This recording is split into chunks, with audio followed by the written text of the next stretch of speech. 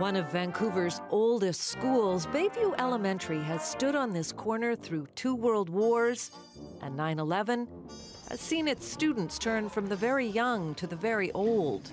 This is the Bayview School baseball team from 1924. Things have changed. A little bit. But for everything that has changed, what remains the same is that sense of belonging. When I say this is my school, it's just like a family to me, like a home. At 104 years old, this is one of the oldest schools in BC. It's a beautiful building that's completely not safe for our children.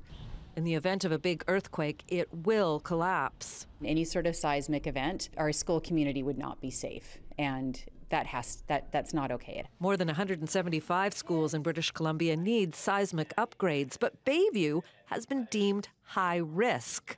So this summer it's being demolished and a 2-year rebuilding project will begin. It's going to be a lot different to go to these portables. It's hard for kids and sometimes parents too to understand, well, why do we need to tear down the school? Which is why this UBC anthropologist pitched the idea of connecting Bayview Elementary with Sundarawadi Primary in Nepal. The Himalayas being a very significant earthquake zone, like we're in.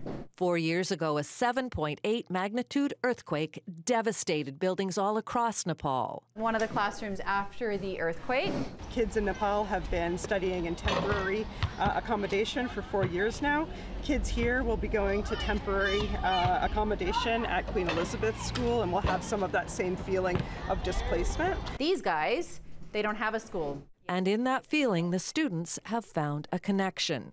It's taught me to just be grateful that an earthquake hasn't happened here. Oh, it could happen, like in Nepal. Maybe the school isn't a safe environment for us kids, and maybe it's not gonna behave well when an earthquake hits. But that's not all the students from 2 sides of the world have discovered they have in common. It's just upsetting that you're leaving all these memories behind, but they're also coming with you, which I find it's very, very beautiful.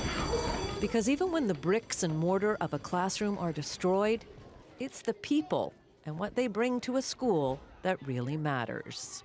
Deborah Goebel, CBC News, Vancouver.